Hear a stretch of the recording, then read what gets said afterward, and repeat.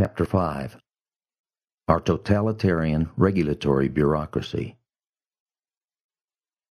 In Chapter 5 of F. A. Hayek's 1944 classic, The Road to Serfdom, the Nobel laureate warned that the state need not directly control all or even most of the means of production to exert totalitarian control over the economic life of a nation. He cited the example of Germany where, as of 1928, the central and local authorities directly controlled 53% of the German economy. In addition to this, wrote Hayek, private industry in Germany was so heavily regulated that the state indirectly controlled almost the whole economic life of the nation. It was through such totalitarian controls that Germany traveled down the road to serfdom. As Hayek further stated, there is, then, scarcely an individual end which is not dependent for its achievements on the action of the state, and the social scale of values which guides the state's action must embrace practically all individual ends.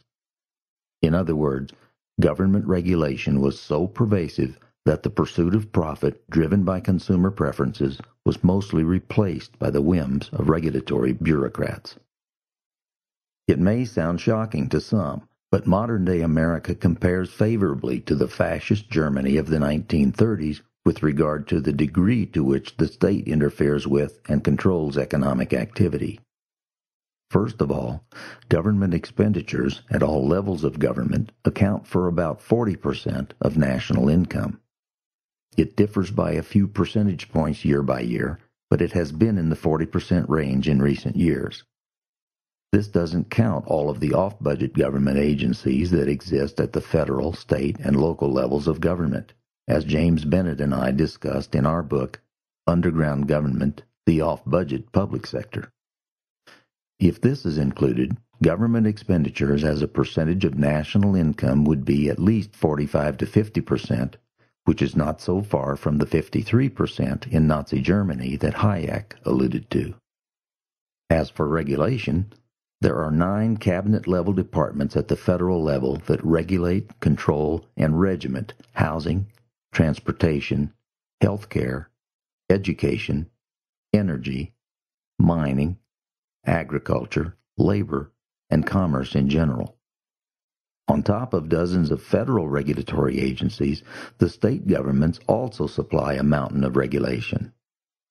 The state of Alabama's website, for instance, lists regulatory agencies and commissions that regulate retirement, geology, public health, education, conservation, natural resources, industrial relations, agriculture, senior citizens, tourism, travel, veterans, environmental management, forensic science, business development, rehabilitation, banking, insurance, labor, transportation, youth services, children's affairs, filmmaking, ports, disabilities, arts, real estate, oil and gas, forests, ethics, surface mining, alcoholic beverages, auctioneers, and faith-based initiatives. And Alabama is a relatively conservative state. Most other states probably have much longer lists of regulatory functions.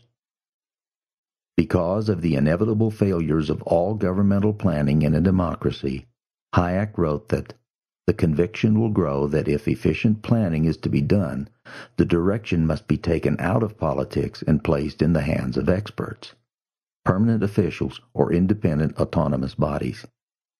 Moreover, the cry for an economic dictator is a characteristic stage in the movement toward central planning of an entire economy.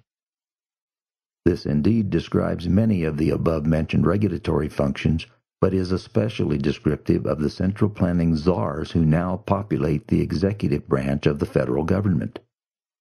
As of 2010, these included political appointees who are given czar status for the following categories: Afghanistan, AIDS, auto recovery, borders, California water, cars, Middle East, Persian Gulf, Pakistan, South Asia, climate, domestic violence, drugs, economics, energy, environment, faith-based initiatives, government performance, Great Lakes, green jobs, Guantanamo base closure, health, information, intelligence, science, stimulus legislation, pay, regulation, Sudan, TARP, technology, terrorism, urban affairs, weapons,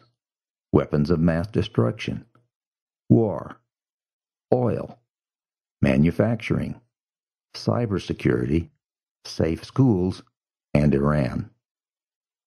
It would be very difficult indeed to argue against the proposition that the U.S. economy today is even more heavily controlled, regulated, and regimented by the state than Nazi Germany was at the time Hayek was writing The Road to Serfdom. Americans have traveled many miles down the road to serfdom by deluding themselves that the God of democracy will somehow save them from statist slavery.